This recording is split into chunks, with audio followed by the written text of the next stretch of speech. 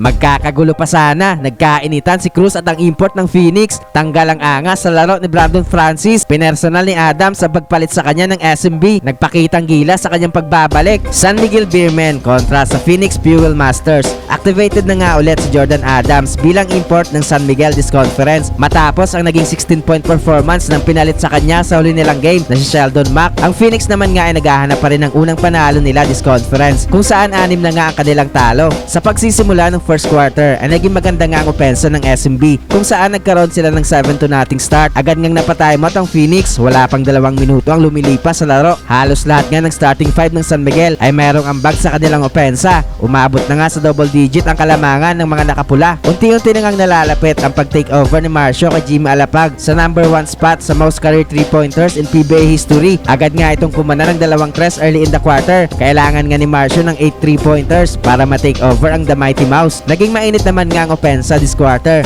nang nagbabalik na si Jordan Adams sa kanyang 13 first quarter points na pa 2 small gesture pa kay Perkins matapos ang kanyang basket sa ilalim. Parang pinersonal ata ni Adams na pinalitan siya ng SMB sa huli nilang game. Late sa quarter ay nakukuha na ng Phoenix ang kanilang rhythm sa opensa. Napaflex na lang si Francis kay Mota Otua after ng kanyang and one opportunity. Nagpakita pa ng Pinoy step si Richie Rivero. 3 na lang nga ang inahabol ng Phoenix, 32-29 at the first quarter. Second quarter ay nakuha na Jericho Cruz ang unang 4-point shot this game sa early minutes. Back and forth nga ang opensa ng both teams. Nagpaparamdam na nga offensively si Junmar sa kanyang 5 early points kung saan kumana pa ito ng isang 3-pointer. Magkakagulo pa sana kung saan nagkainitan si Jericho Cruz at Francis. Ginantihan nga ni Cruz itong import ng Phoenix matapos angasan si Troliano after ng kanyang basket. Nagkatulakan pa nga dyan si Troliano at Francis at nakidyo na din nga dyan si Richie Rivero. Halfway ay nakuha na ng Phoenix ang kalamangan kung saan take over na sa kanilang opensa si Brandon Francis. Pero nabawi nga yan ng SMB sa late minutes kung saan patuloy ang pagkana sa opensa ni Abay na dinudumi na ang ilalim. Another 3-point shot para kay Marcio sa 3-minute mark.